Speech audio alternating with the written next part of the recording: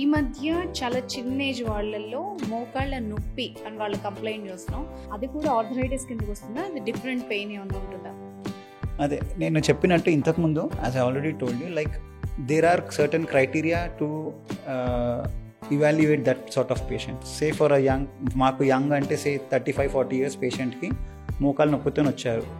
అసలు ఏంటి మోకాలు నొప్పి ఎందుకు వచ్చింది అనేది ఇన్వెస్టిగేషన్స్ చేస్తాం. దాంట్లో రుమటాయిడ్ ఆర్థరైటిస్ అనేది వెరీ కామన్. ఇప్పుడు ఆస్టియో ఆర్థరైటిస్ అనేది హిప్కి కానీ, నీకి కానీ, హిప్కి కానీ, షోల్డర్కి కానీ వస్తుంది మోస్ట్ కామన్గా. ఇప్పుడు రుమటాయిడ్ ఆర్థరైటిస్ అనేది ఏంటి అంటే it is an autoimmune disorder. అది ఏంటంటే మన బాడీ లోపల ఉన్న సెల్సే మన సెల్స్తో ఫైట్ చేస్తాయన్నమాట. It is an autoimmune disorder. అంటే బయట నుంచి ఏదో సెల్స్ వచ్చాయి అనుకొని మన బాడీలో ఉన్న సెల్సే వాటిని అటాక్ చేసి అక్కడ ఇన్ఫ్లమేషన్ కాజ్ చేస్తుంది. సో రుమటాయిడ్ ఆర్థరైటిస్ అనేది it is not limited to one particular joint. Rheumatoid arthritis అనేది ఈ వేళ్ళకి రావచ్చు, రిస్ట్కి రావచ్చు, ఎల్బోకి రావచ్చు, జాయింట్ షోల్డర్కి రావచ్చు, నెక్కి కూడా రావచ్చు. So rheumatoid arthritis involves all the joints in the body.